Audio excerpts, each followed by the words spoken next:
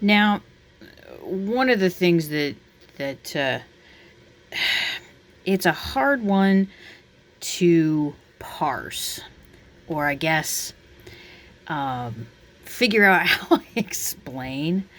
You can see here, like I was saying, the big difference between the rabbit or the bunny and the puppy is that the rabbit torso is completely one thing, kind of like this little kidney shaped little flattened kidney shaped piece here.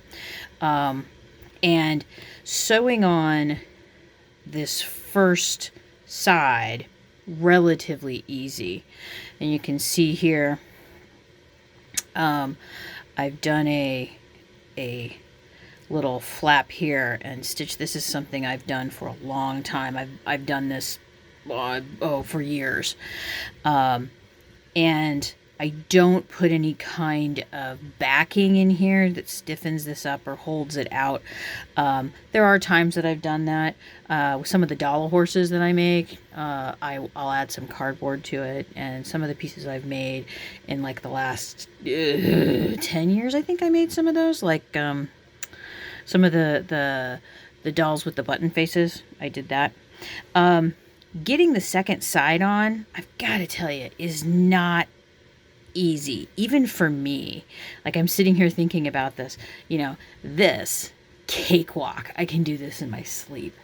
But when it comes to adding on this second side, and you can see, I know where it's supposed to go, but remember what I keep talking about, how felt moves around. This is one of those times where it's like felt will move on you.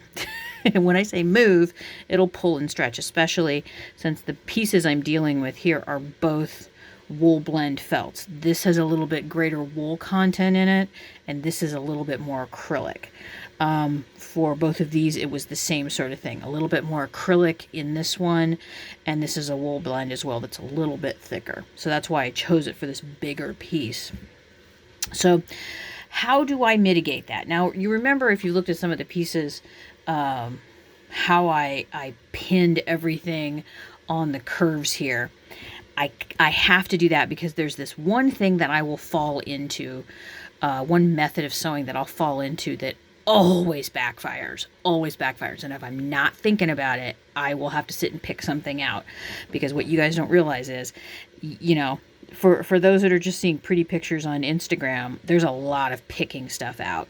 Now, to do this, I start at the bottom, and if you remember how I had these pieces pinned together, I had the felt lined up, and you can see here I'm ready to start my stitching. So once I've got it lined up, let me get this back in here. I'm going to go ahead and start my first stitch.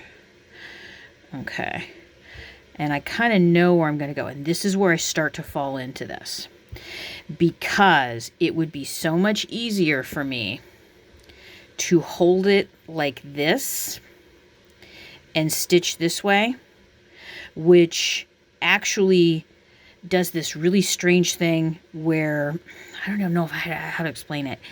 It will make this piece, what is measured correctly going around here, actually not fit anymore. And if I hold it like this and stick my finger behind it and just start stitching this way, it's not going to work. So what I have to do, and it just, I don't know how to say it any other way except for it just kind of sucks. You just kind of got to get through it.